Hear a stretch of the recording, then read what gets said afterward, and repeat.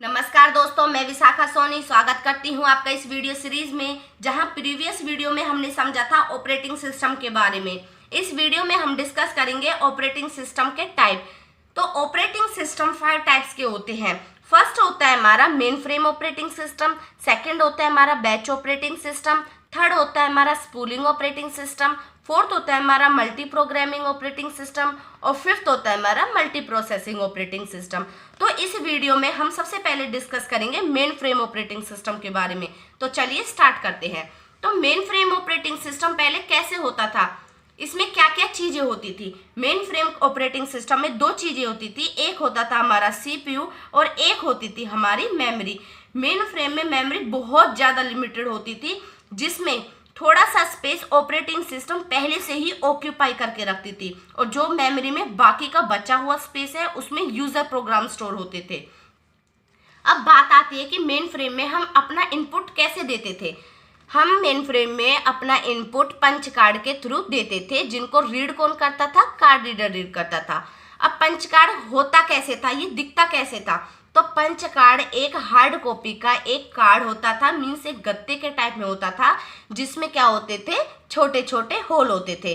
उन होल में हम लाइट पास करते थे, और जिन होल से लाइट पास हो जाए वहाँ हमारा डेटा होता था 1, और जिन होल से लाइट पास ना हो वहाँ हमारा डेटा होता था 0। अब जो हम इनपुट देते थे वो हम क्या देते थे, जॉब देते थे। अब क्या होता है कि यूजर क्या देता है, इनपुट प्रोग्राम देता है, पर पहले क्या देते थे, हम जॉब देते थे। अब बात आती है जॉब और प्रोग्राम में डिफरेंस क्या है। जो हमारा प्रोग्राम होता है वो क्या होता है, 1 to 1 इंटरेक्शन होता है between user and machine. For example, मैंने एक कोड बनाया कैलकुलेटर का, उसके बाद क्या होगा, जो हमारा कंप्यूटर होगा वो हमसे इनपुट लेगा। हमने फॉर एग्जांपल इनपुट दिए 10 और 20। उसके बाद कंप्यूटर क्या होगा, उसको प्रोसेस करेगा।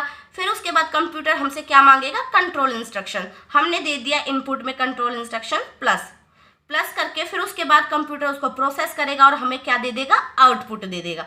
तो ये क्या चल रहा है, यूजर और मशीन के बीच में 1 to 1 इंटरेक्शन चल रहा है। ऐसा जॉब में क्या होता है, जॉब में 1 to 1 इंस्ट्रक्शन नहीं होता। मीन्स जैसे कि हमने कैलकुलेटर का एक प्रोग्राम बनाया, तो क्या होगा, हमें program, input data, control instruction सारे एक साथ देने पड़ेंगे।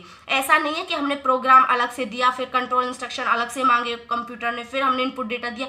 ऐसा नहीं होता। जॉब में क्या होता है, प्रोग्राम, कंट्रोल इंस्ट्रक्शन और इनपुट डेटा हम क्या करते हैं, एक साथ देते हैं। तो यही डिफरेंस है जॉब और प्रोग्राम में। प्रोग्राम होता है 1 to 1 इंटरेक्शन यूजर और मशीन के बीच में। जॉब में ऐसा नहीं होता, हमें क्या करना होता है, हमें एक साथ देना होता है। तो program, input data, control instructions को एक कंबाइन करके सिंगल यूनिट में अगर बाइंड कर दिया जाए तो उसे क्या कहते हैं, जॉब कहते हैं। मैं एक रियल लाइफ का एग्जांपल लेती हूँ। जैसे कि हम मेट्रो जाते हैं, मेट्रो में हमें कार्ड अपना एक टोकन इशू कराना है।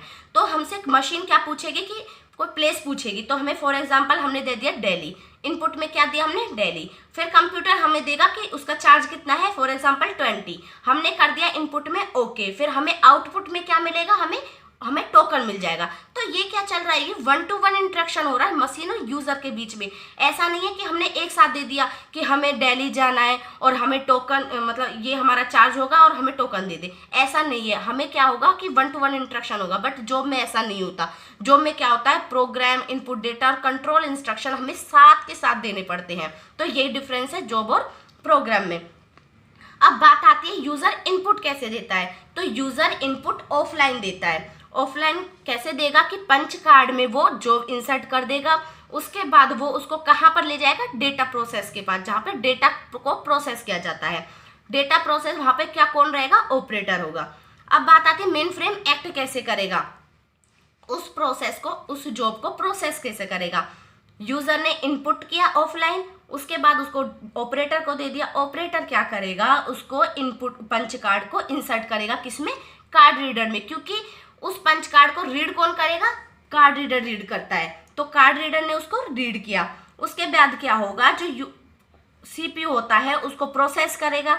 उसके बाद हमें क्या मिल जाएगा, आउटपुट मिल जाएगा। आउटपुट कैसे मिलेगा, हमें पंच कार्ड की फॉर्म में मिलेगा। बट इसमें क्या होता है, प्रॉब्लम आती है। प्रॉब्लम क्या आती है कि हमने अपना एक जॉब इंसर्ट की, जॉब इंसर्ट करने के बाद उसको कार्ड रीडर ने उसको रीड किया। उसके बाद यहाँ पे सीपीयू ने उसको प्रोसेस किया, हमें आउटपुट मिल गया। अब हमारी दूसरी जॉब आई, उसको कार्ड रीडर ने रीड किया। अब यहाँ क्या लग रहा है, उसको रीड करने में टाइम लग रहा है, क्योंकि हमें पता है जो सीपीयू की स्पीड होती है as compare to physical device, जो हमारे पंच कार्ड होते हैं, कार्ड रीडर होते हैं, वो बहुत ज़्यादा फास्ट होती है। सीपीयू की स्पीड बहुत ज़्यादा फास्ट होती है as compare to physical device.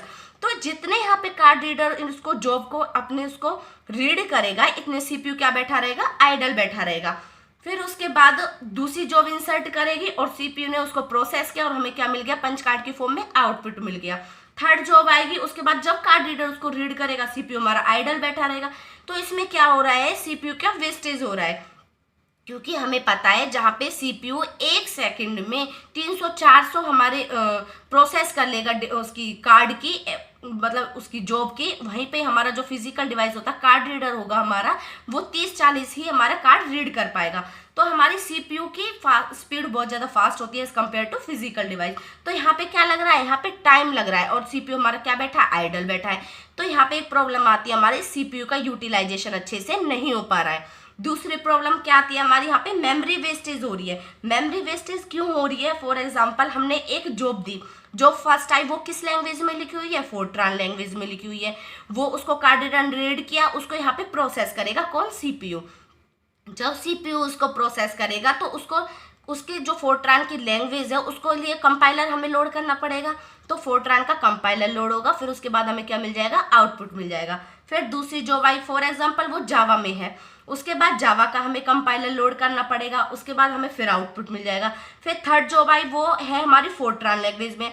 Fortran language में ही पहली जॉब थी और सेकंड जॉब भी हमारी फोर्ट्रान लैंग्वेज में आई। तो हमने पहले कंपाइलर उसका लोड कर दिया था, अब हमें फिर से उसका कंपाइलर लोड करना पड़ेगा। मीन्स क्या है कि जॉब तो डिफरेंट डिफरेंट है, अब डिफरेंट डिफरेंट टाइम पे वो एग्जीक्यूट हो रही है, बट उनकी नीड तो सेम है। अब हमारी यहाँ पे मेमोरी वेस्टेज कैसे हो रही है कि हमें बार बार सेम कंपाइलर बार बार लोड करना पड़ रहा है। इससे क्या हो रही है, हमारी मेमोरी वैसे ही लिमिटेड है और हमारी मेमोरी का वेस्टेज हो रहा है। तो इसमें दो प्रॉब्लम आती है, एक हमारी आती है सीपीयू का यूटिलाइजेशन नहीं हो पा रहा है, एक हमारी मेमोरी वेस्टेज आ रही है। तो इसी को ओवरकम करने के लिए हम यूज करते हैं बैच प्रोसेसिंग ऑपरेटिंग सिस्टम। तो नेक्स्ट वीडियो में हम देखेंगे बैच ऑपरेटिंग सिस्टम क्या होता है। तो अगर आपको ये वीडियो अच्छी लगी हो, आपको मेन फ्रेम ऑपरेटिंग सिस्टम समझ आया हो, तो please like, share and subscribe. Thank you.